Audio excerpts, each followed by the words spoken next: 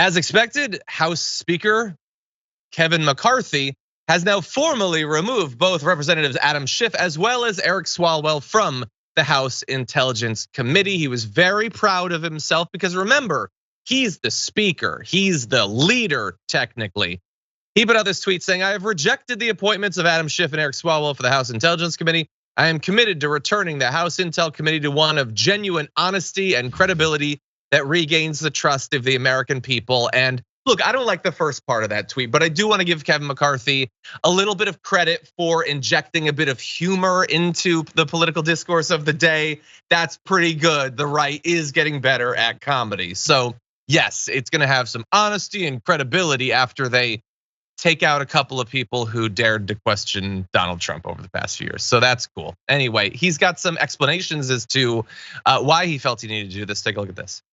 What did Adam Schiff do as the chairman of the Intel Committee? What Adam Schiff did, use his power as a chairman and lie to the American public. Even the Inspector General said it. When Devin Nunes put out a memo, he said it was false. When we had a laptop, he used it before an election to be politics and say that it was false and said it was the Russians. When he knew different. So, he's basically catching you up on the last season or two of 4chan. So whatever nonsense he just said. By the way, like Eric Swalwell, Adam Schiff, I don't really care about either of them. Like I'm not in their booster club or whatever. I probably agree with them on some stuff and probably far more often don't agree with them on the vast majority of political stuff. That said, this is BS and every reasonable, rational person needs to be willing to identify it as BS. This is strike back. It's the exact same sort of strike back. The exact same process is playing out that we have seen over and over and over again since 2016, both in substance, and I would classify this as substantive, taking them out off of their committees, as well as in rhetoric, which is the right does a thing that's crazy and unprecedented, and finally demands a response from a DC that so rarely wants to actually do anything, finally says, okay, in this case, Marjorie Greene is out of her mind, she's off her gourd, I guess we'll take her off of the committee. And eventually Gosar too, because they're continually talking about killing their colleagues, I guess we'll finally do something. So then they do it. And the right immediately says like, oh my God, a new precedent has been set. No, but you guys set the precedent, the insane precedent, okay? And you may not like Adam Schiff and you may not like Eric Swalwell. And if Adam Schiff challenges Porter for the Senate seat of California, I'm not gonna like him either. But he is not calling for the murder of his colleagues. That's not what is going on. This is like, I have hated the substance-free like political equivalences that get thrown around by the media and by politicians, the both sidesing and all that, the whataboutism and all that. But this is one of the most ridiculous examples of it. The idea that you would strip them from their committees as payback for two people who should never be within 100 miles of governance is just insane. We have more, but JR, what do you think? It's the promise that McCarthy was talking about before he, before they even won their slim majority in the House, and also before he won his slim speakership position there, because he has to follow through on it now for those crazed folks. Maybe keep track of those other promises that he made or things that he say he's gonna do and investigate, because this is what we're gonna be looking at now. It's a revenge tour. It's basically what they think they sold their winnings on, and that's what people wanna see. I think as they continue to go down this road, people aren't really gonna wanna see it. Because after they, of course, boot people off of committees for reasons unknown or just made up, as he's going through that, we're gonna see how the process works. We're gonna see what they try to get done. We're gonna see what they focus on. And I think more and more, even some supporters of theirs are gonna go, wait, this? What happened to fighting back against inflation? What happened to straightening out and cleaning out the swamp as you then go back and support Donald Trump again? It's gonna start to be more and more glaring how much they really don't care about the things they say and the principles that they say they're holding on to.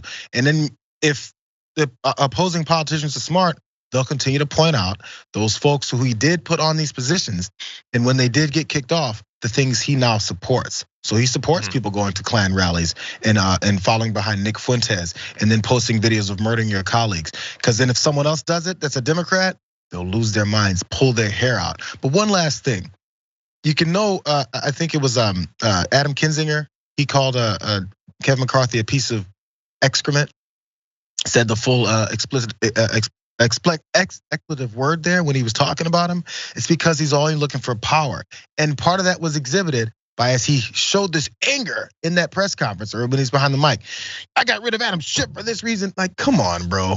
Ted Cruz tried that already, and when he was slamming the podium, nobody's buying your fake anger. What are you so mad about? You're in control, you're in power. You got rid of the guy. Shouldn't you be smiling? No, there's this anger he has to try and portray because he's so serious about this. In reality, he's BSing. No, 100%. It's so like Ted Cruz is probably, I'm glad that you brought that up because he's probably the best example of like, we can see who you are. Come on, like who are you trying to kid? But Kevin McCarthy also, it's I mentioned to JR like a couple days ago. I've recently restarted watching a little bit of wrestling, and the thing is, sometimes someone tries to play a character, and they clearly aren't that person, and so they get booed. The fans don't accept them. The difference between wrestling and politics, though, is the wrestling fans are way more perceptive. Like they can look at these people like, you're a weenie. You're never gonna convince me you're not a weenie. Stop screaming. You're just a weenie. You're just a weenie that's louder now. You're not tougher. You're not scarier. You don't have more gravitas. But the difference is that the Republican base, they'll like this. They'll like this so much that they will ignore the fact that, oh wait, wasn't there supposed to be something economic? Weren't we saying something about being left behind? How is this helping me? How is any of this helping me? They won't think about that because they'll think, yes, we got him back. I assume that Marjorie Greene and Gosar being taken off was purely partisan and wasn't obviously necessary. I just accept that and I will never allow you to convince me otherwise. And so now we finally have payback. And so you could just leave me out in the cold. No insurance, no retirement, I'm gonna lose my house, whatever. But I'll be happy out there because I'll have my revenge. That's what's going on.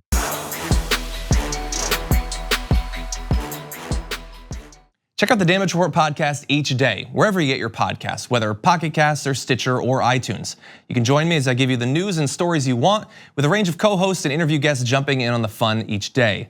Again, that's the Damage Report, wherever you get your podcasts. And if you get them at iTunes, don't forget to rate and review. Sometimes I'll read them live on the show.